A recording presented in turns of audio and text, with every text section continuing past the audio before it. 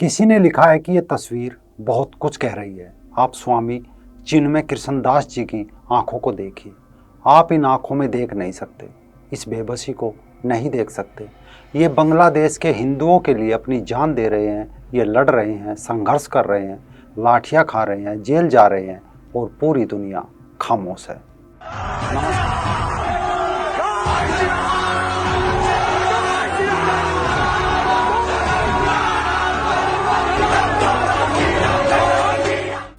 नमस्कार दोस्तों, मैं राजीव चौधरी।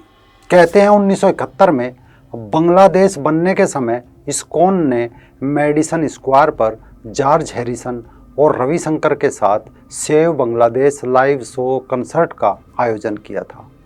पहले ही शो में $2.5 लाख इकट्ठे हुए, जिससे इस्कॉन संस्था ने बांग्लादेश के भूखे लोगों को अनाज उपलब्ध कराया।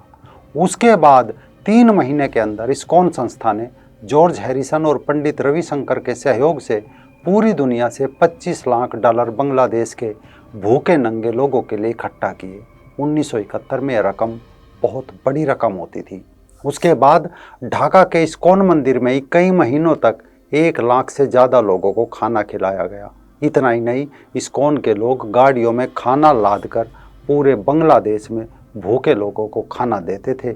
और आज ये एहसान फरामोश कौम इस्कॉन के उस एहसान को भूल गई जिसने इन्हें भूखमरी की हालत में खाना कपड़ा दिया था, तथा इन लोगों का पेट 2 साल तक भरा था। आज बांग्लादेश में उसी इस्कॉन के हिंदू समुदाय के प्रमुख चेहरे और इस्कॉन मंदिर से जुड़े चिन्मय कृष्णदास की जमानत याचिका खारिज करते हुए कोर्ट ने उन्हें जेल भेज दिया। उन पर देशद्रोह का मामला दर्ज किया गया। चिन्मय कृष्णदास की गिरफ्तारी ऐसे समय में हुई जब बांग्लादेश में हिंदू अल्पसंख्यकों पर हमले की घटनाएं लगातार बढ़ रही है।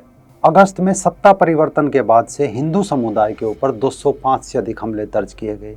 इनमें मंदिरों, व्यापारिक प्रतिष्ठानों, निजी संपत्तियों को निशाना बनाया गया। खुलना जिले में इस्कॉन मंदिर पर हमला करके भगवान जगन्नाथ जी की मूर्ति जला दी गई।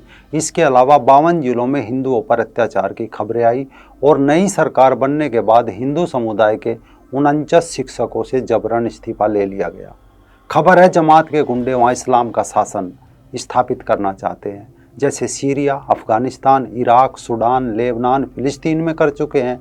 यानी पहले काफिर को मारो, फिर शिया सुन्नी को, सुन्नी शिया को मारो, इसके बाद अहमदिया को मारो, इस कर फिरके को मारो, उस फिरके को मारो, इसके बाद देश को बर्बाद करके शरणार्थी बन जाओ और जहाँ जाओ, जिस देश में जाओ, वहाँ शरीयत की मांग करो, फिर शरण देने वाले देश को मजहबी आग में झोंक दो।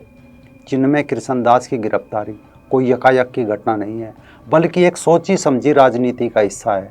इसी 16 नवंबर को बांग्लादेश में कट्टरपंथियों ने हिंदुओं को मारने काटने की सरेआम धमकी दी थी। कट्टरपंथियों ने बांग्लादेश के इस्कॉन मंदिर को जमींदोज करने की धमकी दी थी। सड़कों पर उतरी हजारों की भीड़ ने नारे लगाए थे, इस्कॉन वालों को पकड़ो, उनकी गर्दन काट दो, इस्कॉन को मिटा दो। बांग्लादेश के हिंदुओं को मोदी का दलाल कहा, हिंदुओं के नरसंहार की धमकी दी गई। हैरानी की बात यह है कि इस तरह के नारे सरेआम लगाए गए तब किसी पर एक FIR दर्ज नहीं हुई, जबकि मौलानाओं ने जहरीली तकरीरों में हिंदुओं की गर्दन काटकर यज्ञ कुंड में डालने की धमकियां खुलेआम दी थी।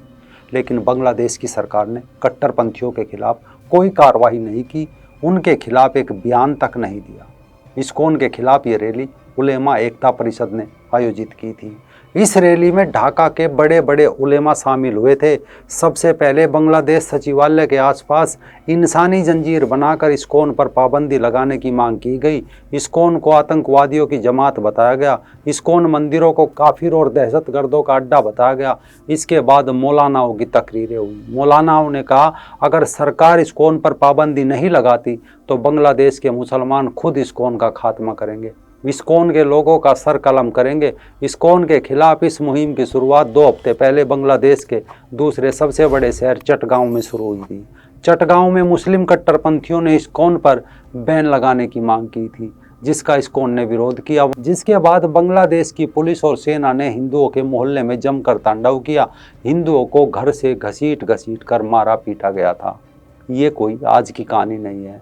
7 अगस्त को आई इस तस्वीर ने बांग्लादेश का भविष्य बता दिया था, वहाँ के हिंदुओं का भविष्य बता दिया था। ये एक ऐसी तस्वीर सामने आई थी जो देश के वर्तमान और भविष्य की पूरी कहानी बयान करने के लिए काफ़ी थी। ये तस्वीर बांग्लादेश के राष्ट्रपति के उस संबोधन की थी जब उन्होंने विपक्षी नेता खालिदा जिया की रिहाई के आदेश दिए थे। लेकिन गौर करने वाली बात यह है कि इस दौरान राष्ट्रपति अकेले नहीं थे, उनके साथ सेना के 3 बड़े अफसर दिखाई दिए थे। ये तीनों वहाँ की सेनाओं के टॉप अफसर थे। तब सवाल खड़ा हुआ था, क्या पाकिस्तान की तरह ही बांग्लादेश में भी सेना की चलेगी? क्या सरकार सेना के इशारों पर चलने वाली मजहबी कठपुतली बनकर रह जाएगी? चिमन्या दास की गिरफ्तारी का आधार यही था, यही कि बांग्लादेश में हिंदुओं पर हो रहे अत्याचार को उजागर कर रहे थे। अब बताया जा रहा है कि चिमन्या कृष्णदास की गिरफ्तारी का मुख्य आधार 25 अक्टूबर को चटगांव के लाल दिघी मैदान में आयोजित एक रैली है, जिसमें उन्होंने भाषण दिया था। इस रैली में हिंदुओं के हाथ में आमी सनातनी लिखे हुए भगवा ध्वज थे, जिसे लेकर जमात के गुंडे नाखुश थे।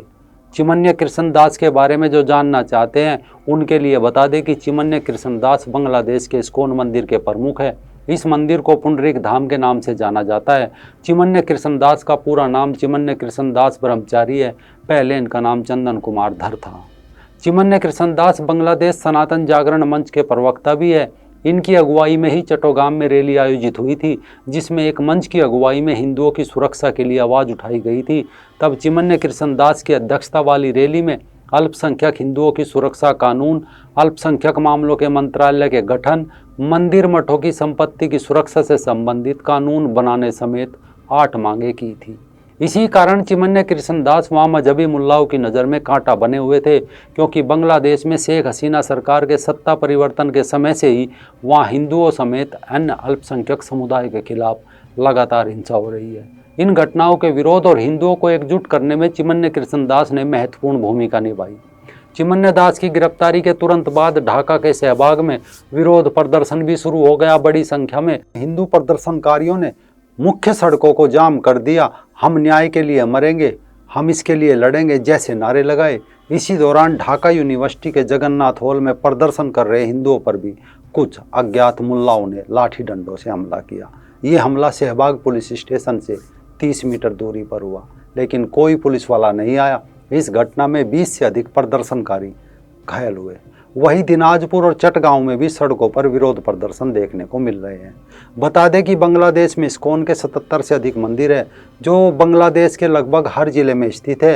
एहसान फरामोशी देखिए कि इस्कॉन वाले इन्हें रमज़ान में इफ्तियार की दावत भी देते हैं। दरअसल बांग्लादेश में इस्कॉन तो एक बहाना है, वहाँ हिंदू समाज निशाना है। बांग्लादेश में हिंदुओं को डराने की कोशिश हो रही है, उन पर जुल्म हो रहा है, उनका जीना दूभर हो चुका है, क्योंकि इस्लामिक कट्टरपंथियों में कुछ ऐसे लोग हैं जो बांग्लादेश को पूरी तरह इस्लामिक मुल्क बनाना चाहते हैं, वहाँ तालिबानी तरीक़ों वाली सरकार चलाना चाहते हैं। इस समय बांग्लादेश की सरकार इन्हीं कट्टरपंथियों के कब्जे में है। उन्हें किसी को धमकाने, मारने, काटने का लाइसेंस मिला हुआ है और हिंदुओं के पास एकजुट रहने के अलावा कोई दूसरा विकल्प नहीं बचा है। उन्हें अपनी रक्षा खुद करनी होगी। चिमन्या कृष्णदास के समर्थकों ने दावा किया है कि जेल में उनकी जान को खतरा है और ये गिरफ्तारी हिंदुओं की आवाज़ दबाने, उन्हें डराने का हिस्सा है, क्योंकि चिमन्या कृष्णदास पर शारीरिक और मानसिक यातना का खतरा मंडरा रहा है। सवाल ये है कि अगर इस्कॉन वाले उस पैसे से अपने हिंदू लोगों की मदद करते तो शायद आज ये दिन उन्हें देखना ना पड़ता।